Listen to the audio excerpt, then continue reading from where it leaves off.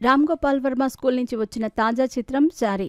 తనకు ఇన్‌స్టాగ్రామ్‌లో నచ్చిన అమ్మాయి ఆరాధ్యాదేవిని హీరోయిన్‌గా ఇంట్రడ్యూస్ చేస్తూ వర్మ రచించగా, ఆయన శిష్యుడు గిరికృష్ణ కమల్ తెరకెక్కించిన చిత్రం ఇది. వీర లెవెల్‌లో ప్రమోషన్స్ చేసినప్పటికీ ఈ సినిమాపై ఎలాంటి అంచనాలు తీసుకురాలేకపోయారు మేకర్స్. మరి సినిమా ఎలా ఉంది?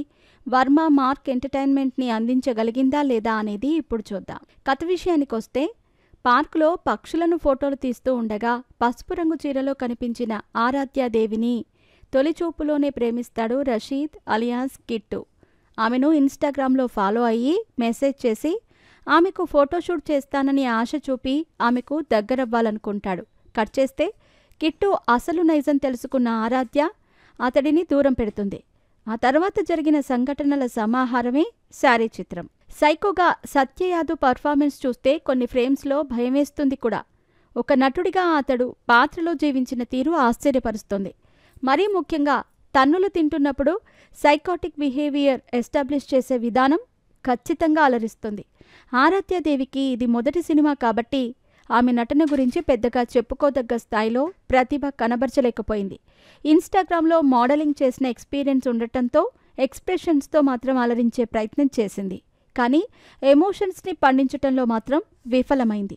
ముఖ్యంగా ఒక పక్క సత్యయాడు నటుడిగా విశ్వరూపం ప్రదర్శిస్తూ ఉండగా, అతడి పక్కన బేలగా ఉండిపోయింది ఆరాధ్య.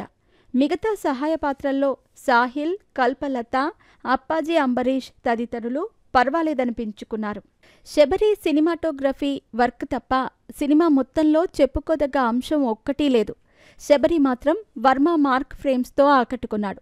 ముఖ్యంగా సత్యయాదవ్ మీద ఆరాధ్య ఫోటోలు ప్రొజెక్షన్ పెడుతూ తనలో తాను మాట్లాడుకునే సన్నివేశాలు మరియు ఆరాధ్యను కట్టేసి మాట్లాడే సీన్లో కెమెరా ద్వారా ఆడియన్స్ పర్స్పెక్టివ్ చూపించే ప్రయత్నం వంటివి బావున్నాయి. శశిప్రీతం సంగీతం, నేపథ్య సంగీతం కథాగమనానికి ఏమాత్రం తోడ్పడలేకపోయాయి. రామ్ గోపాల్ వర్మ రచన అనే టైటిల్ కార్డు వేసుకోవటంతో పాటు వాయిస్ ఓవర్ కూడా ఇచ్చారు. రెండిట్లోనూ పెద్దగా పసలేదు. దర్శకుడు గిరికృష్ణ తన గురువు వర్మ స్టైల్ను గుడ్డిగా ఫాలో అయిపోయాడు. Camera angles, frames, lighting, costumes అన్నీ వర్మ శైలిలోనే కనిపిస్తాయి.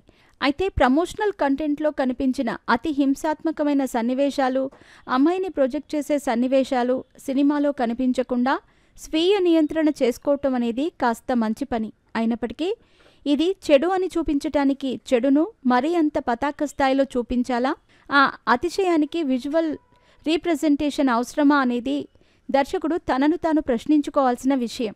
సమాజంలో సోషల్ మీడియా ద్వారా చాలా ఇబ్బందికరమైన పరిస్థితులు నెలకొంటున్నాయి.